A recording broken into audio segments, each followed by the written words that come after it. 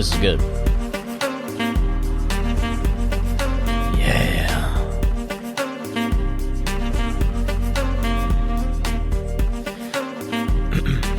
A lot of people think I'm joking when I say I like smooth jazz, but I'm not. I don't know what it does. It just calms my mind. It's like a little bit chaotic, but it's controlled. You know, I could talk about smooth jazz for a long time. But it's like 8 a.m. here, and I'm starting off the day with some scotch, because that's what I do. When you run your own business, you just do whatever you want to do. Sometimes you just need a little edge to your day. I'm not an alcoholic. Maybe. But anyway, it doesn't matter, because I'm here to give you some good information. Welcome to the show. Welcome back to Your Content Factory. My name is Blake. And this whole studio and this whole production is brought to you by Blueform Media, mainly Mallory. She does everything around here as far as production-wise. She's awesome. So if you see her, which you probably won't on this camera, just give her a pat on the back, because she does a ton for this company and all 7 podcasts that we run. So this chair, I feel like I'm like hunched over. Ugh. Do we need new chairs? Yeah, we do. Okay. We need a lot of stuff. That's true.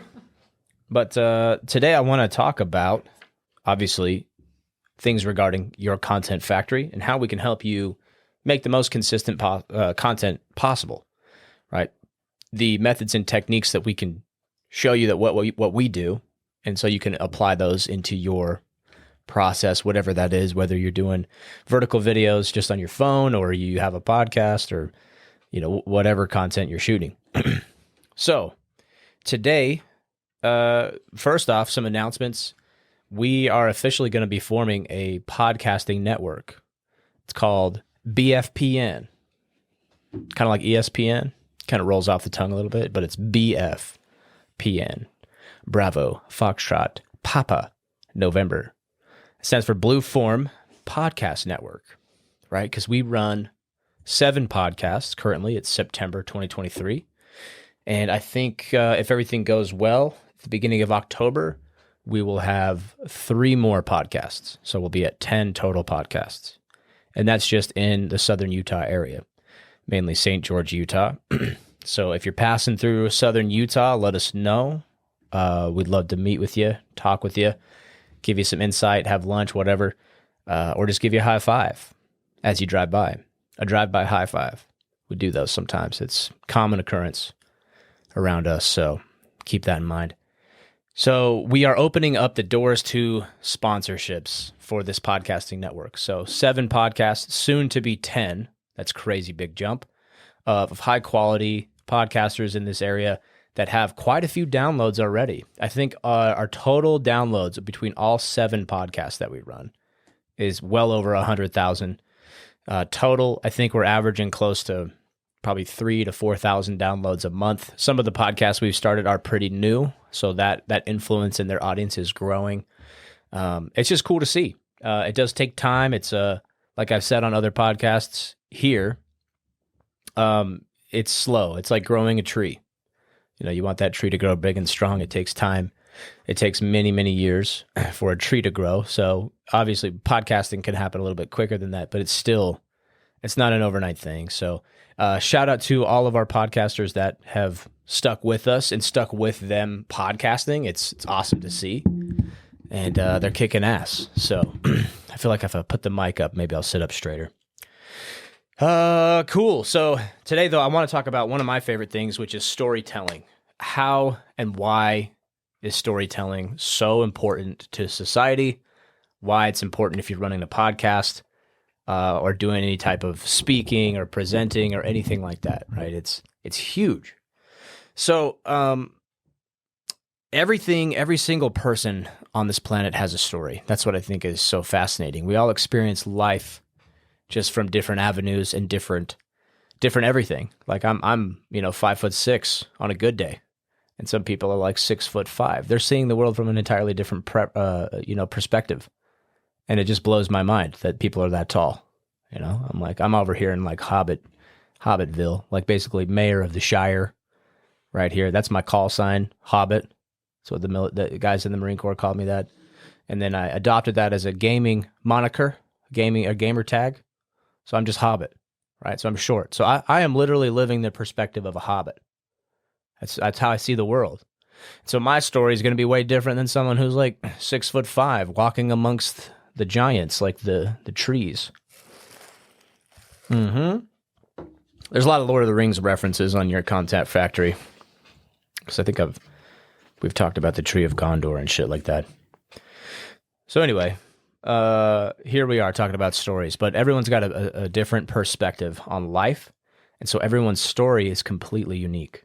Even if you and I, right now, wherever you're listening right now, if you're in the gym, wherever you're at, picture this.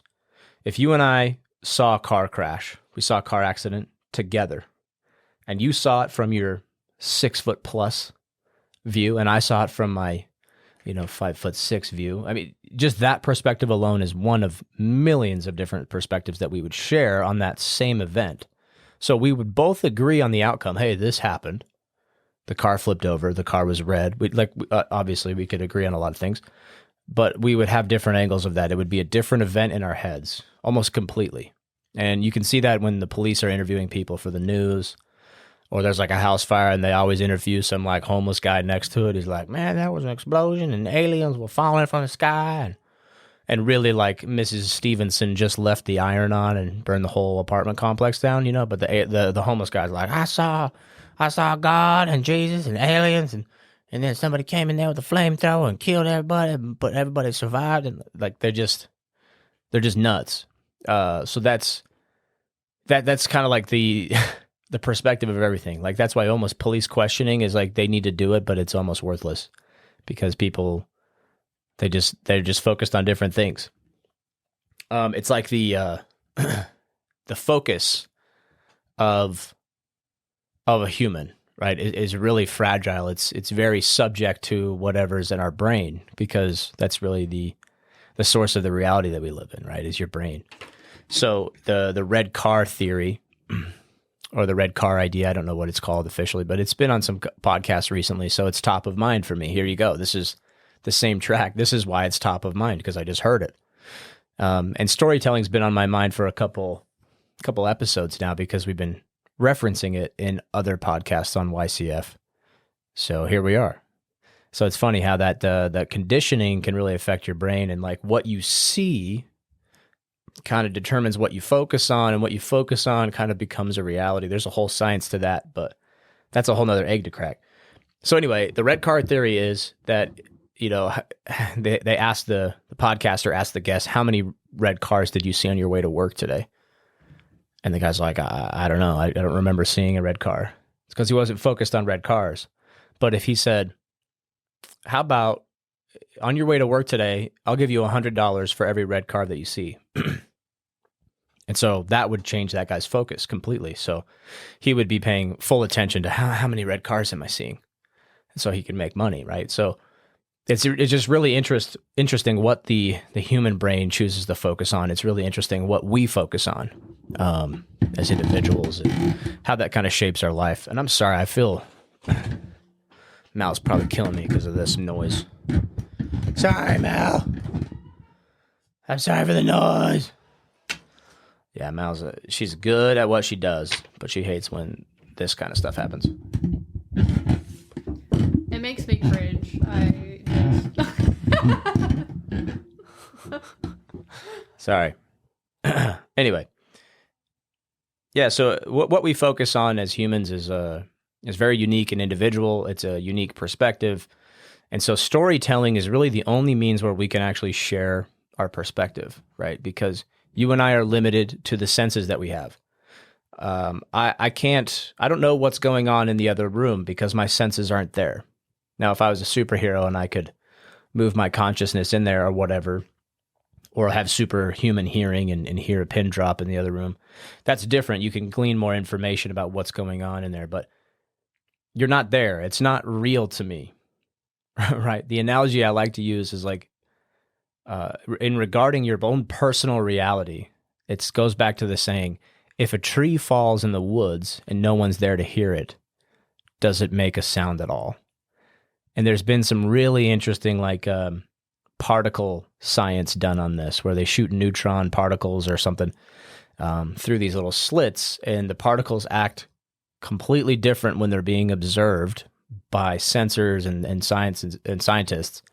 And then when they're not being observed, they act completely different. It's crazy the way they've done that experiment. So reality is kind of you're required to participate in reality before it's even real, which is crazy. Let me say that again. You're required to participate in that reality, otherwise it doesn't exist for you. Is that crazy? It just doesn't exist for you. It doesn't matter what happened in Arkansas last Thursday, because I wasn't there.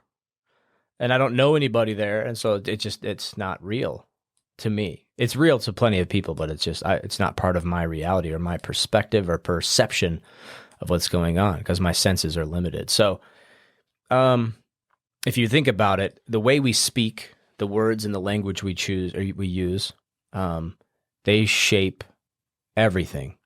How we think, how we walk, how we talk, like there's something to do with language. That's how we communicate with people. So if I want to tell my wife about the rough day I had, I have to tell her stories.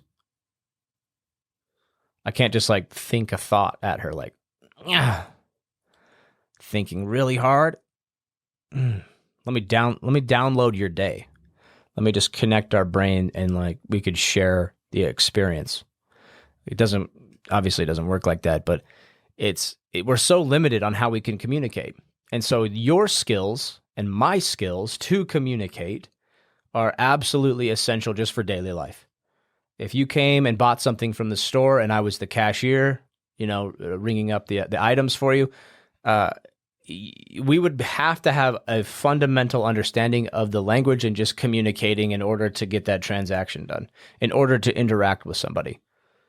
Like, you have to be able to speak. And so that's like the basic skill people learn. But for most people, if you're just a pleb, just blobbing around through life, it stops there. And you wonder why, and people wonder why. Why are my relationships in shambles? Why does everything not work out? And 9 times out of 10, it's because of you. It's because of your own decisions, your own choices. But I would say even deeper under the microscope, it's your ability to communicate. If it sucks, it sucks. And I know plenty of people that can talk very eloquently.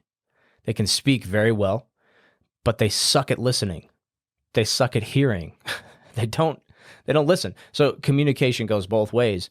And so being able to just communicate well with people is a huge crucial skill that almost everybody that's wealthy or successful or that's doing consistent content or that's getting a message out, they have to master those skills. And so I'm more talking to people who like have no skills here, but if you're listening to this podcast, if you're interested in making content, you probably have quite a lot of skills in that regard. But just to break it down to like its most basic thing, storytelling is just communicating.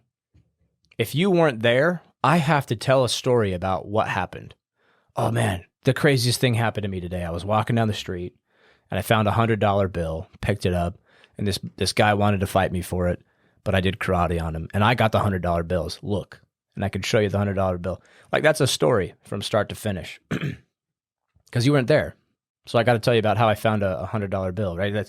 That's the storytelling. So how you keep an audience, right? Because it is through storytelling. How you make interesting content is methods of storytelling. And there's other aspects of it too, like visuals, if you're doing video podcasting, if you're doing any type of social media post, there's a lot of visuals there that grab attention, but that's part of storytelling. Like way back to like Shakespearean plays and beyond. They've been giving visual storytelling through acting and through playwrights and other things. So it's all part of storytelling. So if you can master the storytelling, this is the reason we're talking about it, your content will improve. Your life will improve, I think, because you're understanding why things matter. You're understanding these things. So let's dive into it. So first, the 4 Ps of storytelling is people, places, purpose, and plot. And you're like, why do I have to learn about a plot? It's a podcast. Well, the plot is the theme, right? It's the overarching story. It's Luke Skywalker, becomes a Jedi and defeats the evil. Good versus evil. That's a loose plot. Like it's an archetype, right? And so the theme of your podcast, like us, is content factory, creating content for your social media pages and for everything else. And that's the plot of this podcast. That's the purpose of it, right? And so plot and purpose are kind of the same when you're just talking about podcasting and you're talking about social media. Now, if you're writing a story, plot matters, right? That's the events in the chronological order that they happen and how it unfolds and the climax and all that. So for this purpose, today we'll kind of skip over plot because it's not super relevant. But people, places, and purpose.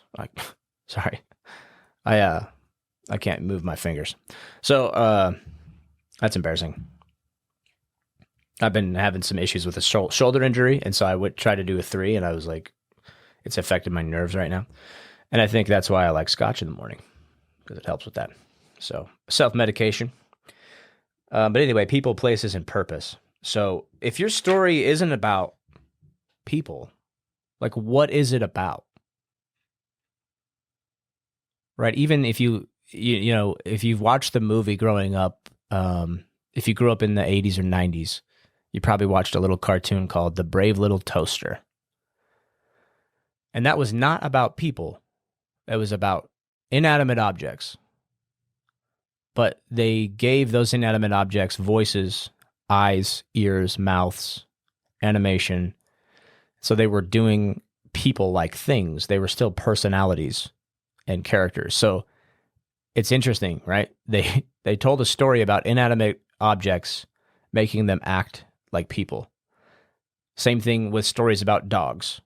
There's always people involved. Almost every story. There's no story about how a rock sits on the ground for millennia. It's an inanimate object. It's always about people. People are what matters in the story. People, how that affected you, how that affected something, or the events in this story affected a person, right? So that's important to know with storytelling. It's like this is around people, right? It's around the hero, the villain. Those are all people in the story. So in your podcast, in your content creation, who are the people, right? Who are the people you're telling the story? Who's your audience? Those are people as well. Who are the people you are talking about? Who's the guest across from you? Who is in the shot? Like all those things matter. So people, places, also people like to hear about interesting places. The setting of your story. Is it in outer space? Is it in medieval times? Is it Lord of the Rings, right? Like what's the setting? What's the place? And so the place for your content creation matters as well. It's branding is the place. What's behind you on the wall? Do you have Stephen Brule on the wall? Probably not. You don't. You wish you did, but you don't, right? And so what's your background? What's the lighting? What's the mood of the set or where you're recording? Are you on location? Are you moving? Are you walking? This is how I'm equating these storytelling methods into podcasting, by the way. So what's the place? So be in a good, solid, aesthetically pleasing place and talk about people and having a purpose, right? A couple episodes we had on YCF. A few episodes back, I was in the garage smoking a cigar. The purpose for that whole episode was to talk about hobbies and how you can hobby podcast and talk about really niche subjects and really intriguing things.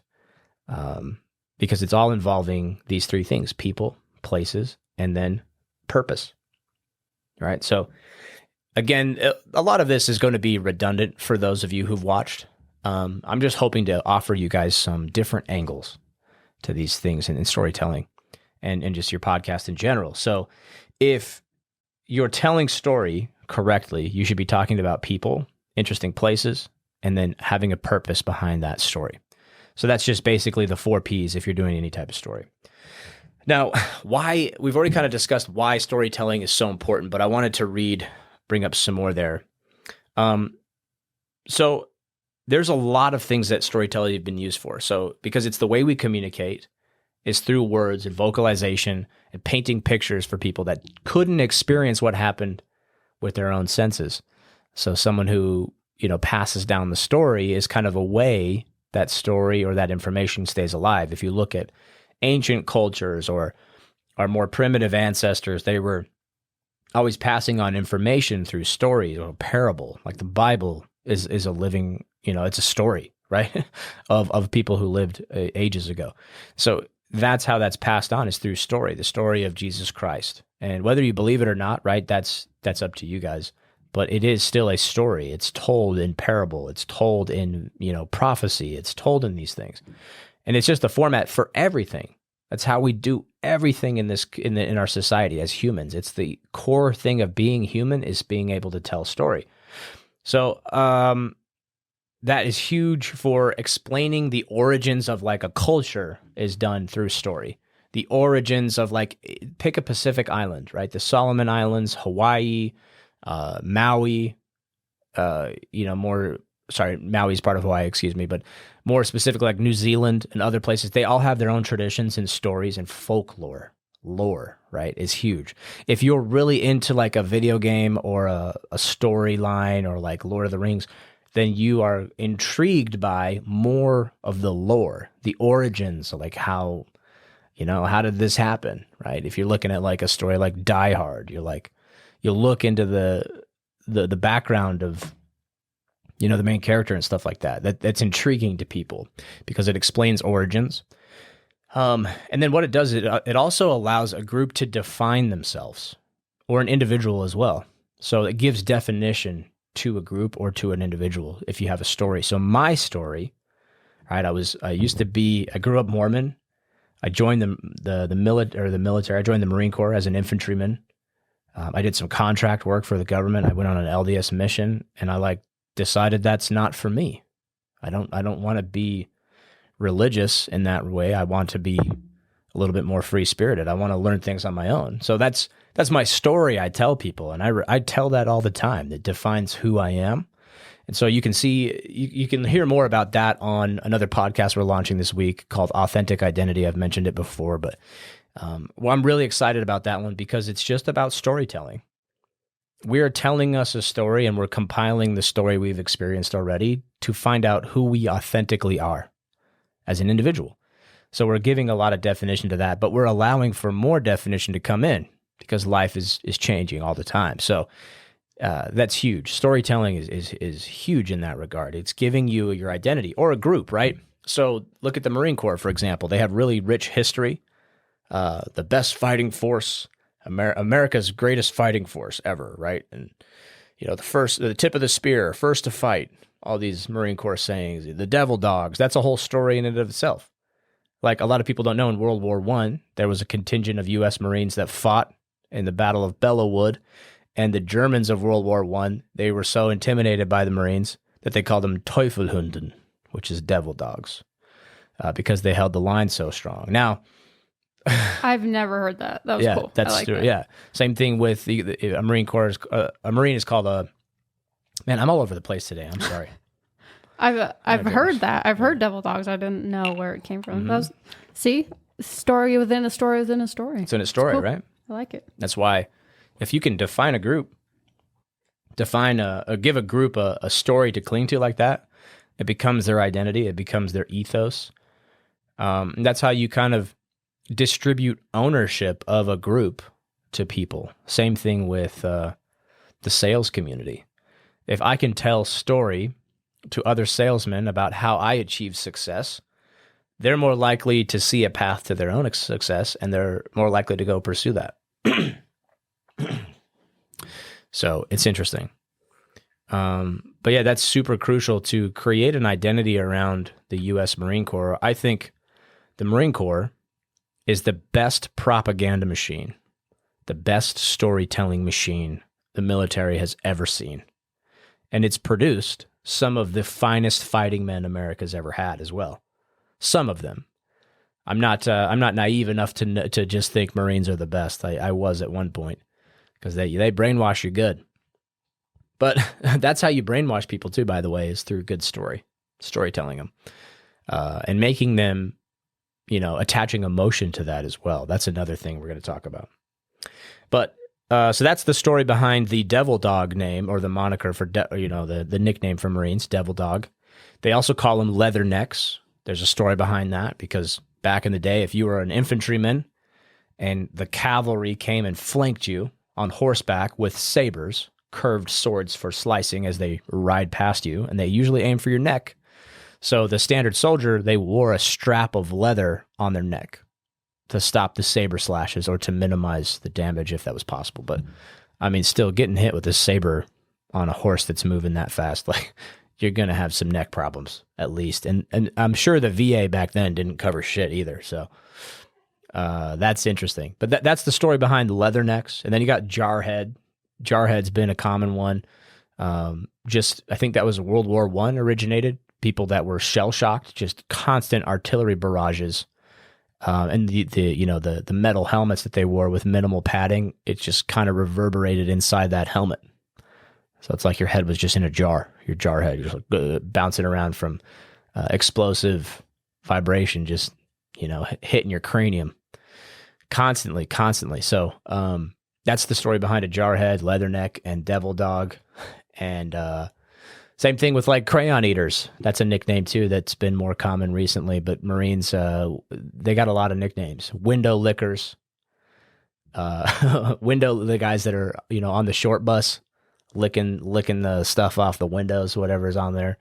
And then you got Crayon Eaters. That's also kind of a short bus reference, because Marines aren't known for their intellect as much as they are for their brawn and just stubbornness, right? So all of this is storytelling. And even if it's a little bit negative connotation, you tell a Marine that he's a Crayon Eater, he'll look you dead in the eye, pull out a Crayola, Robin Egg Blue. It's delicious, by the way. And he'll just munch that shit right in front of you. And he'll gulp it down just to prove you a point. Like, they own it. Marines are proud to be Crayon Eaters. They're proud to be Window Lickers. They're proud to be the first to fight, the dumb guys in, professional bullet catchers, whatever you want to call them. That's all things that tell a story and that help them identify their identity as an individual as well as a group. And there's no stronger, like, identity guys out there than like a former Marine. Trust me, they're like, I'm a Marine. I know exactly what to say. Like, if I met a Marine at the bar, if I wanted to piss him off or potentially get in a fight with him, I'm like probably 4 sentences away from just getting him to just throw down, just to prove his identity and to honor the identity of the group and the brotherhood, right? Like, it's a little silly. I think you can be easily manipulated. I think a lot of Marines grow out of that, and they have a lot of more common sense than what I'm letting on. But we all know the type. Like, if I go to a Marine, I'm like, maybe we weren't the best fighting force in the world. Maybe the tactics of World War II got a lot of Marines killed when it shouldn't have. And maybe the glory of this battle is overplayed just so you can recruit more people. And they'd be like, no, they can't handle it. Yeah, and if you talk shit on the Marine Corps, you can be sure that part of that identity, part of that storytelling will light inside of somebody. The propaganda, the idealism, they're all linked to storytelling. Everything is based around storytelling. We could talk about propaganda as well, like the news cycle. And it's not about facts and an actual, spreading of information anymore. It's just about narrative. You hear that all the time. It doesn't fit the narrative, or they're controlling the narrative. Well, what's the narrative? It's an aspect of storytelling, right? So it's amazing how much storytelling is just involved in our daily life. So, but remember those things. For this purpose, it's just going to be the 3 Ps, we'll call it: people, places, and purpose. So storytelling is used for a lot of reasons. We've gone over that. Communicating tradition as well is huge. Also, delineating taboo within a society or a group. Storytelling is used. Like, oh man, growing up Mormon, I can't even tell you, everything's taboo for a Mormon, right? Like, don't drink coffee because, so-and-so down the street drank coffee and God struck him with a lightning bolt. Like, weird stuff like that. Or, it's funny because people will just interject with a little bit of story or fill in the blank when they don't know the story. It's called gossip. Well, I heard that so-and-so actually was seen in the Starbucks drive-thru, and that's why they went bankrupt. Because God's punishment. You know, those are extreme examples. Those aren't real. But I jest. But yeah, delineating taboo as well, like story. Like the stories that we've been most recently lied to as a people is corporations paying scientific research to happen a certain way. Look at the food industry, look at the health industry. You know, in the 20s, you know, before 1910, 20s, I can't remember the exact year, but breakfast and eating 3 balanced meals a day was never a thing in history until big corporations lined the pockets of researchers to put out that research so they could sell more bacon, sell more breakfast items to create a need for breakfast and to create a need for lunch and dinner. And like, because I think about it, like if I sell plates, like just normal, you know, dinner plates, there's a key that's kind of should be indicative of what I'm getting at here. The fact that it's called a dinner plate, like there are women out there, my mom included, they have like sets of china and sets of dishware that are only for certain things. Why? Because somebody told them a story or told their ancestors a story that has been passed down as tradition. I mean, look at British like high society and tea culture and like how you have a fork. There's like 10 forks and a spoon. Like that all stemmed from storytelling and passing on of tradition. So you're like, oh, excuse me, sir. Make sure you use your salad fork for this. It's second from the left, from the right. And oh, be sure to use, when they bring out the soup, bring out your use your spoon for the first sip of soup, and then use your secondary spoon for the second spoonful of soup sip. And then bring out a butter knife that's not for butter, but for marmalade. And then, so that's all like, that also derived just from tradition being passed down via story over and over again and how it's important and never say this around the queen and the stuff like that. That's just, people make up the rules and it's passed down by storytelling. Like these unofficial rules of society, you know? Like it's just the unspoken rule. Like that's just tradition. It's just taboo, you know. Don't walk under a ladder or you'll get bad luck. And if you crack a mirror, you'll get 7 years bad luck. That's like a storytelling, and nobody wants bad luck. So now the next thing I want to talk about is attaching the story to an emotion, right? And a lot of storytelling in the military to get you to sign up is around an emotion. It's around an emotion of helping the country and seeing yourself in that uniform, and like that's good marketing. Good marketing is good storytelling. And so if you're doing a podcast or you're doing content, how are you telling good story? This is what you should be thinking about. Marketing is storytelling. It's the same thing. That's what we just had Ryan Brinkerhoff on last episode. He's the owner of Inside Out Hyperbarics and Wellness. And he came on telling stories of the clients that have experienced lots of health benefits and sometimes curing ailments, or I guess curing is the wrong word, but they've received a lot of benefits from doing a hyperbaric chamber session, multiples, upwards of 20, 30, 40 sessions or continually going once a week, twice a week, whatever.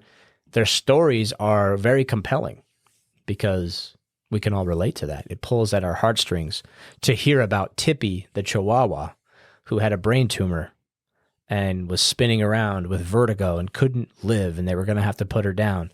And then she did hyperbaric sessions, and then within a month was like running around, playing like a puppy should and doing all that stuff, and was completely better. Right? That's heartwarming. My heart feels warmer now. That's like somebody stitched a knitted sweater for my heart and just put it on there. Because dogs play at our emotions because we love dogs, because they resonate with us. It's awesome. So stories around that are very powerful because it's pulling at an emotion. The same thing with fear. Think about how you're manipulated through fear. Think about how you're manipulated to buy a product. It's like, oh, you got to buy food storage because the world's going to end at some point. You don't want to be the only one without food and all this stuff. And so people buy out of fear. My dad and my uncles are perfect examples of this. They're, they dip their toes in the prepper world, and they're good at it. To me, I think they're missing a lot of context. So to me, it looks silly, but they're good at it. They got all the shit. They got all the boxes checked, and it's mainly driven by fear. And that's why I don't like religion, because the stories that they say, it's all about fear. I don't want to go to hell, so I'm going to do good. Or like I might not get a reward, so therefore I'm going to be a certain way. So I make sure I get a reward. So I think the context or the intention behind religious actions are sometimes, we'll leave it at that. I don't think they're very good intentions sometimes. But there are some that are, but it's kind of hard to decide because the stories that they tell you to get you to do and act a certain way, it's interesting to me. So anyway, not to get, I'm off topic all the time, of course. This podcast, when I'm out here monologuing and ranting, just buckle up, okay? Just buckle up. Wear a safety harness and a seatbelt and plug your ears at times. And yeah, that's what I got though. That's what I bring to the table.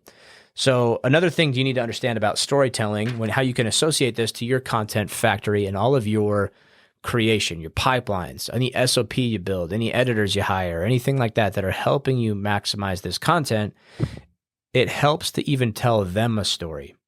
And you can tell story into the future. We just had Anna over the other day. She's one of our editors that's editing this clip right now, but she's young, and so we're helping her paint a picture of like how we could help her set up an LLC, how we can help her with, using credit cards and making good business decisions, just passing on what we know. So we're basically telling Anna's story as it could be, seeing potential. In fact, I read a study that almost every human, about 1/3 of your day is spent, just for the average person, daydreaming about future situations. And there's a bunch of scientific reasons why, but it's basically strategic planning in your head. Like if I'm hungry and I'm daydreaming about food, it's strategically helping me to go find food, right? To know where to hunt and everything. So daydreaming is crucial to shaping the future. You're unfolding and imagining a story that could potentially happen like within the next day or two or hours or year or week or whatever. So it's really powerful. That's the storyline that's being written in your head as you go through your day if you're daydreaming. Now, if you're daydreaming about dumb stuff, like getting swept off your feet by Prince Charming, or daydreaming about, winning the gold medal and standing up there and being like, I did it, but you're not taking action to get there, I think it's kind of pointless. That's just where a daydream is a daydream.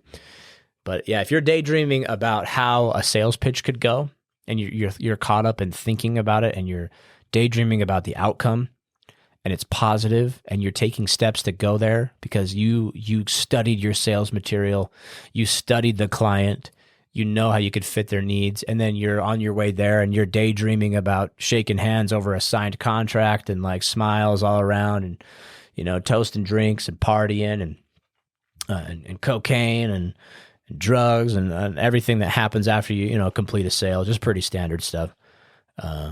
If you're daydreaming about that, it's likely to manifest, right? It's likely to come true. So even storytelling can be used in the future. You can really use that to share a vision with somebody, share the vision of your company, the vision of your podcast, the purpose of your podcast, the ethos of your team, right? It's the same tactics that good corporations use in like the Marine Corps, like we talked about earlier. They have an ethos, honor, courage, commitment that every Marine is kind of like agreed upon. And it's such a broad ethos. It can be applied anywhere. I'm going to have honor on the battlefield, but I'm also going to have honor when, maybe they forgot to take my credit card payment in the drive-through, right? Like that. It can be scaled down to such a tiny thing, or it could be such a big thing, like, holding the line in Bellow Wood to get the nickname Devil Dogs, right? That's such a huge honorable thing. Or you can still have honor like, something small as well. So having an ethos like that, that's basically a solidified story that you're telling that will shape the future actions of the group, of the person. And so that's kind of why I always tie it into what your content factory is about. Our story is one of maximizing your content. We produce 7 podcasts, but we do more than produce. We take your podcast and we wring it like a wet towel, and we get every drop of goodness out of that podcast, and then we help you distribute that to the masses on social media so you can tell your story. So our story is about helping you tell your story. And this is how we started. And I started out video game streaming on Twitch years ago, and I was good at it. I had some followers, but it's just so time consuming, blah, blah, blah. And then Mallory was in audio engineering, and she was getting internships and working at radio stations. And then we met up, and, life took us to jobs. And then we found an opportunity to get out of those jobs and run this show. So there's a whole story behind that. And I think it's very impactful and powerful. A lot of business owners might need that, or future business owners, they might need that encouragement and that understanding of how someone else did it, and it might pull at their emotions so they can actually take action too. That's the whole goal. If you ask any podcaster, what do you want to do? I just want to, if this podcast can just influence one person's life, then I'm a success, right? How many times have you heard somebody say that? Like Tony Robbins, he's like, I just wrote this book that I'm hoping to make billions off of, or millions. But if it can just help one person, like they know if you're Tony Robbins, or if you're at that level, like you write a book, you're going to make money off of it. It's going to help people too. But like they just play it off like, I just hope it helps one person because they know that's a good narrative. That's a humble thing to say. That's a good branding to have, is humility, because it's part of their story. But it's all marketing. It's all marketing. Everybody's selling something, according to Grant Cardone. So that's what we're doing too. We are definitely trying to sell you by giving you guys tons of value so you can go start a content, pipeline. We want to help you with that. So storytelling, right? Just to wrap it up, why is storytelling important? We've talked about some of the things, but some of the skills that you guys need, we've talked about in further episodes. Being a podcast host is having the articulation to speak well into a mic, to formulate ideas. And also, I have to say, I'm not as prepared as I'd like to be for this episode. We work on other people's content so much, I have to put a pause on what I do for YCF or for other content that I do. And I'm still building a process around that so I can make sure I'm prepared for everything. And so me spitting off the cuff, I'm kind of relying on a past skill that I've developed where I can just kind of bullshit my way through anything. But that's part of storytelling. If you can tell a boring story and make it very articulate and very interesting, that's great. So do that with your podcasts. Think about the story you're going to tell and why you should tell it, right? Who are the people listening to your podcast? If you just take a minute and remember one of these things, people, like you remember the 3 Ps, people, places, and purpose, just sit down and tie that into it.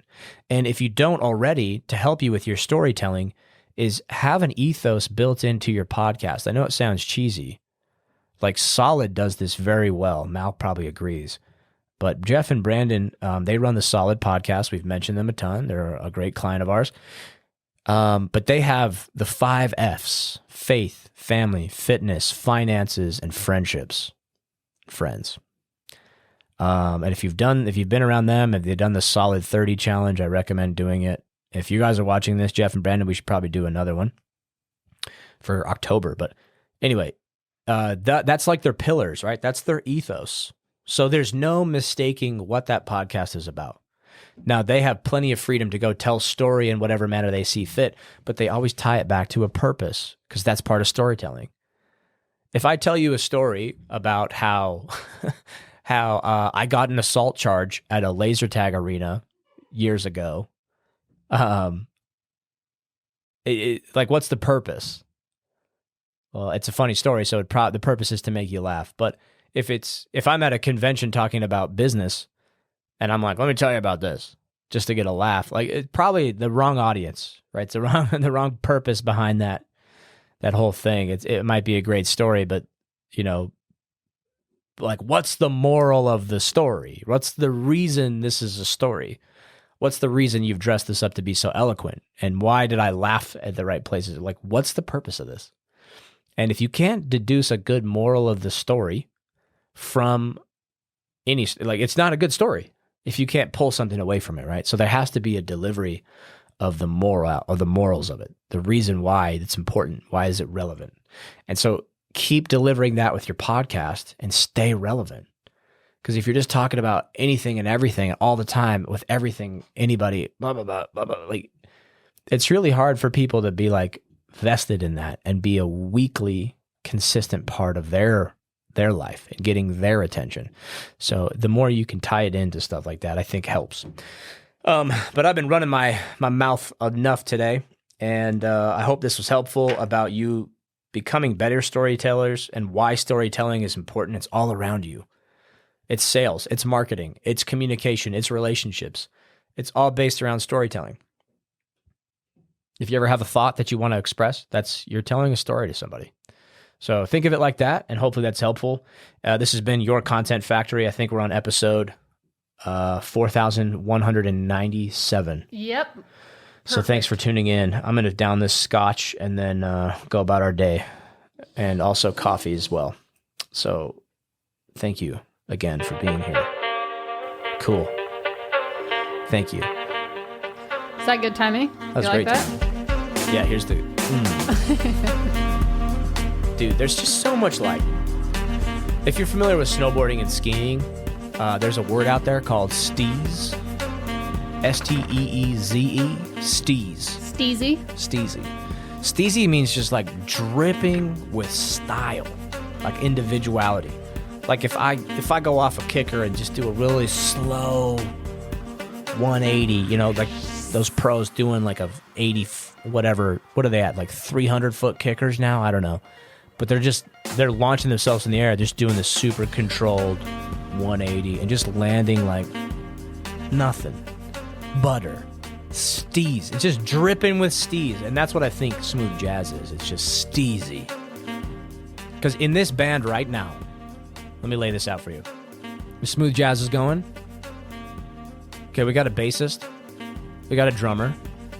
And we got a guy going crazy on a saxophone right now.